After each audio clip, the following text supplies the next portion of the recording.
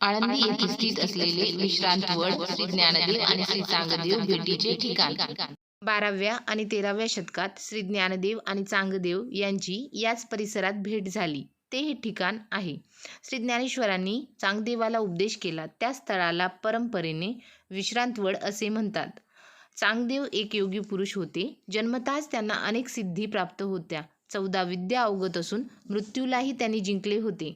महाविष्णूंचा अवतार असणारे श्री ज्ञानेश्वर माऊली श्री क्षेत्र आळंदी येथे आहेत हे चांगदेवाला समजल्यावर त्यांना भेटण्याची इच्छा चांगदेवांना झाली. ज्ञानेश्वर महाराज लहान, त्यांना पत्र पाठवावे पण तीर्थरूप लिहावे की चिरंजीवक या संभ्रमामुळे चांगदेवांनी कोरेच पत्र पाठवले.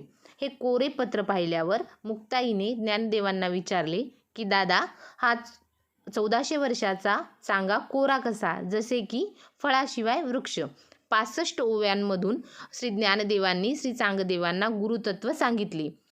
शिष्याने चांगदेवांना पत्र दिले पण चांगदेवांच्या मनामध्ये सिद्धींचा मोठा अभिमान होता. म्हणून श्री चांगदेव श्री ज्ञानेश्वर यांच्या भेटीला आकाशमार्गे वाघावर बसून हातामध्ये सर्प घेऊन 1400 शिष्यांसह आले. यावेळी श्री ज्ञानेश्वर महाराज भावंडांसह एका निर्जीव पडक्या भिंतीवर बसले होते. चांगदेव येताना पाहताच ज्ञानदेवांनी भिंतीला आज्ञा केली. भिंत जमीन सोडून आकाशमार्गे चांगदेवांच्या भेटीला आली. हा चमत्कार चांगदेवांच्या लक्षात आला. सजीव वाघाला आपण वश करू शकतो पण निर्जीव भिंतीला नाही. चांगदेव वाघावरून खाली उतरले आणि विनम्रपणे 4ही भावंडांना सामोरे गेले. एका वटवृक्षाखाली चांगदेव आणि ज्ञानदेव यांची भेट झाली. श्री ज्ञानेश्वरांनी चांगदेवांना उपदेश केला.